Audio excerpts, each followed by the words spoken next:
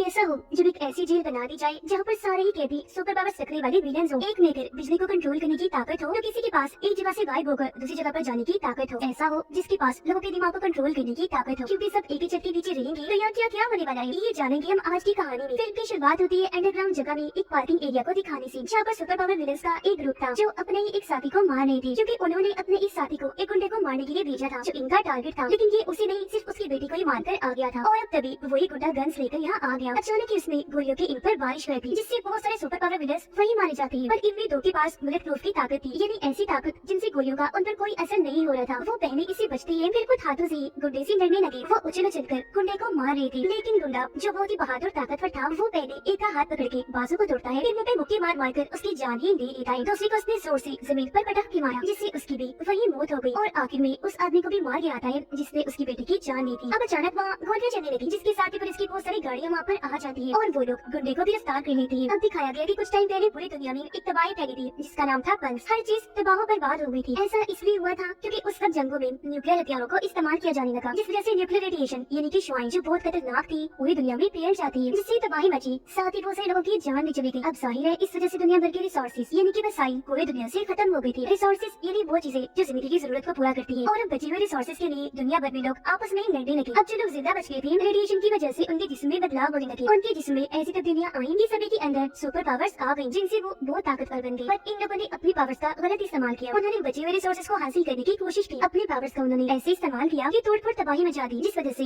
हर जगह अफरा तफरी फैल गई। अब इन हालात से निपटने के लिए गवर्नमेंट ने एक कानून बनाया, जिसके जरिए उन्होंने एक ऐसी सुपर जेल बनाई जहाँ पर इन सुपर पावर्स विलेंस को रखा जाना था। और क्योंकि उस गुंडे ने भी 50 से ज्यादा कैदियों को मारा था, इसीलिए उसे भी ये सजा सुना दी गई कि अब उसे भी हमेशा के लिए इस सुपर जेल में रखा जाएगा। अब इस सुपर जेल की देखभाल एक आदमी कर रहा था जो दरअसल गार्ड्स का बॉस था, जिसके बारे में ये अफवाह थी कि वो बहुत लालची है। वो कैदियों के साथ इस तरह जुड़ जाता है कि उन्हें यहाँ से भागने की उम्मीद दिलाता है और बदले में उनसे बहुत सारे पैसे लेता है, जिसके बाद उनकी भागने में मदद करता है। अब जब गार्ड्स की उस बॉस का इंटरव्यू लिया जा रहा था, तो वो सबको यकीन दिलाता है कि मेरे बारे में ये सारी अफवाहें झूठी है, मेरे होते हुए कोई भी कैदी जेल से नहीं भाग सकता। और अब सारे सुपर विलेंस और गुंडे को बस में बिठाकर उस जेल में लाया जाता है। गुंडे को देखने से लग रहा था जैसे वो यहाँ आकर बहुत खुश है, वो यहाँ आना चाहता था ताकि वो और सुपर विलेंस को भी मार सके। इन कैदियों में एक अच्छा कैदी भी था जो खतरनाक बिल्कुल नहीं था, उसका नाम डियागो होता है। खतरनाक वो इसलिए नहीं था क्योंकि उसके पास कोई ऐसी वैसी ताकत नहीं थी जिससे तबाही मचती, बल्कि उसके पास दूसरों के जज्बात और दुख दर्द को महसूस करने की ताकत थी। पर उस बेचारे को इस इल्जाम में गिरफ्तार कर लिया गया कि इसने एक आदमी को नुकसान पहुंचाया है। अब गार्ड सभी की आइडेंटिटी यानी कि शिनाख्त पहचान लेकर उनके हाथों और पाँव में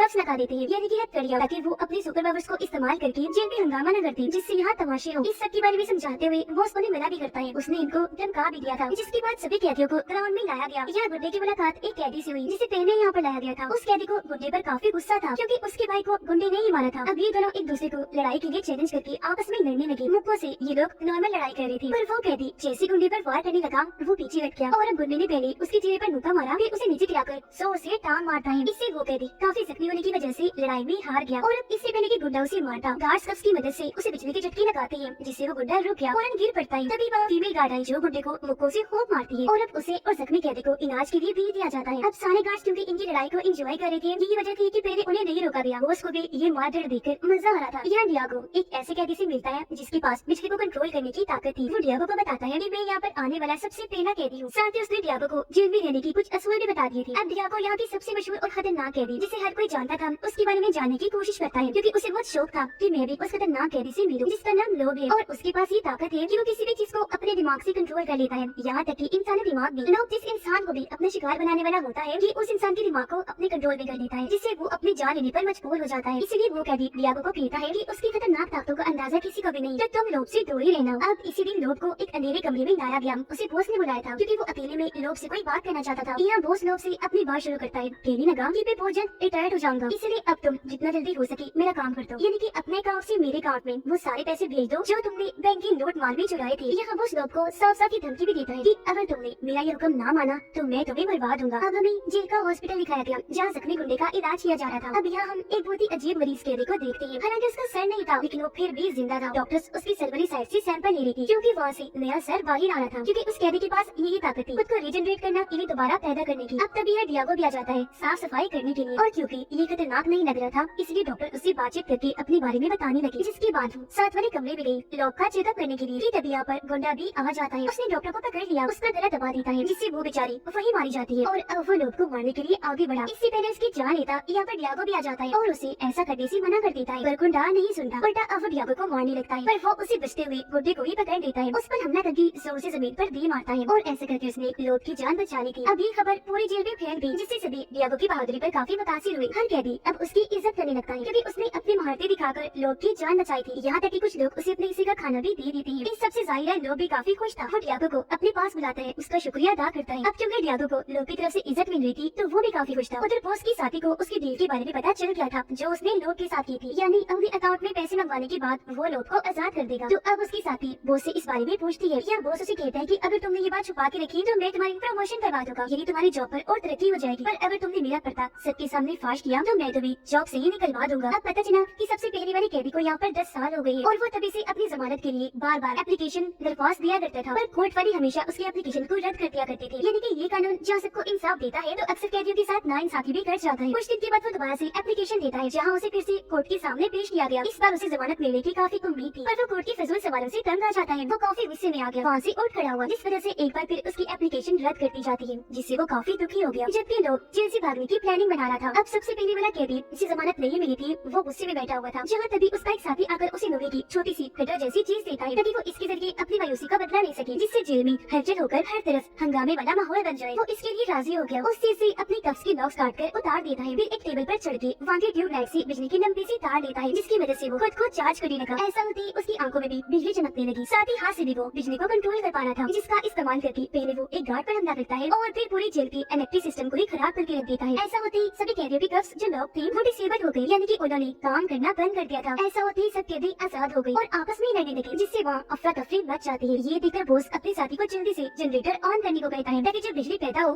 तो कफ्स दोबारा से लग जाए। उसने ऐसा ही किया। जनरेटर ऑन होते ही इलेक्ट्रिक पावर जैसे ही आई, पहले सबकी कफ्स को लॉक किया जाता है और फिर उन्हें बिजली की झटकी लगाकर कंट्रोल किया गया और अपने अपने सेल्स भी बंद कर दिया जाता है। अब सारे कैदी तो अपने अपने सेल्स में थे, पर सबसे पहला कैदी नहीं था, वो जाके हॉस्पिटल में था, जिसके बारे में एक ऑफिसर को पता चल जाता है। वो वहाँ जाकर पीछे से उस पर हमला कर देती है, जिससे वो नीचे गिर जाता है। अब बॉस ऑफिसर को हुक्म देता है कि इसे मार दो, क्योंकि ये सारा तमाशा इसी की वजह से हुआ। ऑफिसर ने ऐसा ही किया, वो कई बार उस पर वार करती है, जिससे आखिर उसकी जान ही चली गई। अब उसके साथ साथ इस पूरी तबाही में तकरीबन 12 कैदी मारे गए थे, पर इस बात को बॉस हर किसी से छुपा के रखता है। अब बॉस डियागो को अपने पास मिलने के लिए बुलाता है और जब वो गया तो उसने डियागो को टॉर्चर चैम्बर दिखाया, यानी कि एक ऐसी जगह जहाँ कैदी को रख के उसे बहुत मारा पीटा जाता है, उस पर जुल्म किया जाता है, जिससे उसकी हालत मरने वाली हो जाती है। सबसे बड़ी मुसीबत कि यह टाइम भी बहुत धीरे से गुजरता है। अब बॉस को लगता है कि इस सारी तबाही के पीछे लोग का भी कोई हाथ है, इसलिए वो डियागो से उसके बारे में पूछता है, क्योंकि डियागो और लोग एक दूसरे के काफी करीब थे। साथ ही उसे जानकारी भी जानना चाहता था जो लोग के बारे में। वो डियागो को कहता है कि मुझे लोग और अपने अगले प्लान के बारे में सब कुछ बता दो, वरना मैं तुम्हें इस टॉर्चर चैम्बर में भेज दूंगा। उसे डियागो तो सब बातें बताता भी है, लेकिन क्योंकि इसमें कोई खास जानकारी नहीं थी, तो डियागो को वापस भेज देता है और लोग के पास आया। उसे कहने लगा कि तुम यहाँ से भागने के बारे में कभी भी मत सोचना, बल्कि जल्द से जल्द सारे पैसे में अकाउंट में बिछाओ। और अब क्योंकि लोग के पास भागने का और कोई रास्ता नहीं था, इसलिए वो बॉस से समझौता करने के लिए मान जाता है। साथ में उसने ये भी कहा, पर इसके लिए मुझे थोड़ा वक्त चाहिए। अगले दिन बॉस के साथ एक इलेक्ट्रिशियन के साथ बेसमेंट में आई इलेक्ट्रिक सिस्टम ठीक करवाने के लिए, जबकि सारे कैदियों के पास एक एक इन्वेलप आया था जो उनकी फैमिली की तरफ से थी, जिनमें सबकी पसंदीदा चीजों का जिक्र किया गया था। लोग दोबारा से भागने का प्लान बनाता है, इसीलिए उसने टैबलेट लिया था और इंटरनेट के जरिए खतरनाक वायरस इंस्टॉल कर लिया था, ताकि योगी सिक्योरिटी सिस्टम को हैक कर सके, यानी अपने कंट्रोल में करके उसे चला सके। उधर गुड्डे ने अपने चेहरे पर क्रॉस का निशान बनवा लिया था और अब वो दोबारा से उस कैदी से लड़ने गया, जिससे पहले भी उसकी लड़ाई हुई थी, मगर इस बार वो लड़ने से इनकार कर देता है। डियागो लोग से मिलने आया, उसे कहता है कि अगर तुम यहाँ से भागने की प्लानिंग कर रहे हो तो मुझे भी साथ ले चलना। अब जिस दिन बॉस ने रिटायर्ड होना था,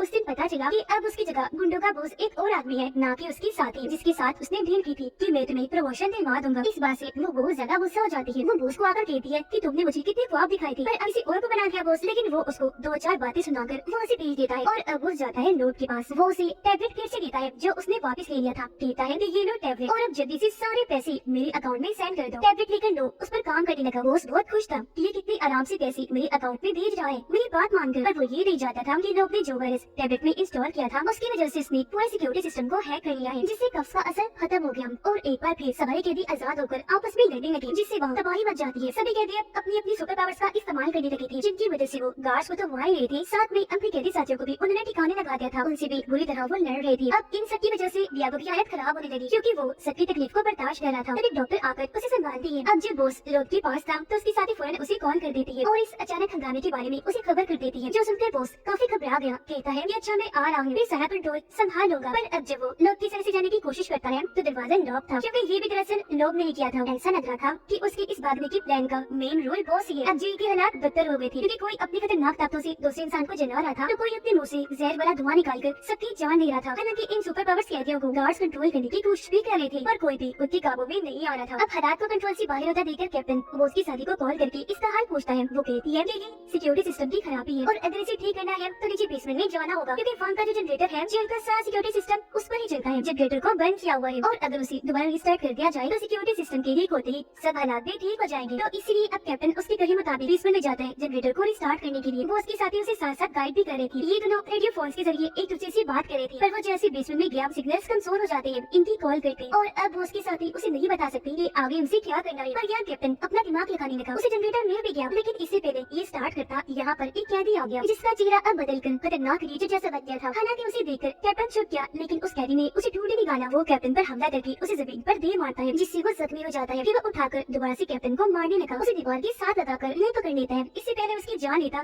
कैप्टन खुद को छुड़ा लेता है। वो एक रॉड से वहाँ एक पाइप पर मारता है, जिससे वो टूट गया। उसके अंदर से निकलने वाली गर्म हवा जैसे उस कैदी के मुंह पर पड़ी, उसकी वहीं पर मौत हो जाती है। बॉस लोग के सामने बैठ गया। वो दरअसल इंतजार कर रहा था कि पैसे ट्रांसफर होने का प्रोसेस कब पूरा हो, और अब जैसे ये प्रोसेस पूरा हुआ बॉस काफी खुश हो जाता है। जबकि लोग उसे कहता है कि मेरे पास दिमाग को कंट्रोल करने के अलावा एक और विधि है जो कोई भी नहीं जानता, और वो ये कि मैं अपने दिमाग को सामने वाले के साथ बदल सकता हूँ। ऐसा कहती उसने अपने दिमाग को बॉस के साथ बदल लिया। यानी कि अब लोग के अंदर बॉस का दिमाग था और बॉस के अंदर यानी उसके जिस्म में लोग का माइंड आ चुका था, क्योंकि इस जेल से भागने का बस यही एक रास्ता था। लोग को इस बात से कोई मसला नहीं था कि मैं किसके जिस्म में हूँ, वो बस इस बात से खुश होता है कि कम से कम मैं यहाँ से भाग तो रहा हूँ। और अब लोग जो बॉस के जिस्म में था वो अपने ही जिस्म को मारता है, क्योंकि जाहिर है अब उसके अंदर बॉस आ गया था और इससे उसने बॉस को बेहोश कर दिया। उधर कैप्टन ने जनरेटर को रीस्टार्ट कर लिया था, जिससे कफ्स दोबारा से काम करने लगे, जिससे अब बॉस यानी कि लोग सब कैदियों को बिजली के झटके देकर रोक लेता है और वापस सेल में बंद करवा देता है। यानी कि उसने सारा कंट्रोल संभाल लिया था। और अब वो बाहर आकर हुक्म देता है कि इन लोग यानी कि बॉस को टॉर्चर चेंबर में भेज दिया जाए, क्योंकि ये बॉस का ही रूप था। इसलिए फौरन लोग समझकर बॉस को टॉर्चर चेंबर में डाल दिया जाता है। जबकि लोग बाहर आकर अपने साथी से मिला, वो यहाँ उसकी प्रमोशन खुद ही कर देता है, यानी कि अब अगली गार्ड्स की बॉस वही होगी, और यहाँ से बॉस के रूप में चला गया। जबकि उसके साथी अब अपने तरीके से जेल को चलाती है और यहाँ के सिस्टम में काफी अच्छी तब्दीलियां लेकर आती है। क्या वो की सजा खत्म हो गई थी, उसे काफी पहले ही छोड़ दिया गया, क्योंकि उसकी ताकतें किसी के लिए भी नुकसानदेह नहीं थी। साथ में लोग की साथी को भी छोड़ दिया गया था। और अब यहाँ दोबारा से बॉस इनके लोग आया। वो दरअसल इन दोनों को पिक करने आया था जो इसके साथी थे। अब जैसे ही लोग का साथी और डियागो गाड़ी में बैठे, ये तीनों अच्छे और पुरसुकून जिंदगी गुजारने का फैसला करते हैं। इनके अकाउंट में बहुत सारे पैसे भी आ गए थे और अब वो अपनी नई शुरुआत करने के लिए वहाँ से निकल दी। और इसी के साथ इस फिल्म की कहानी यहीं पर खत्म हो जाती है।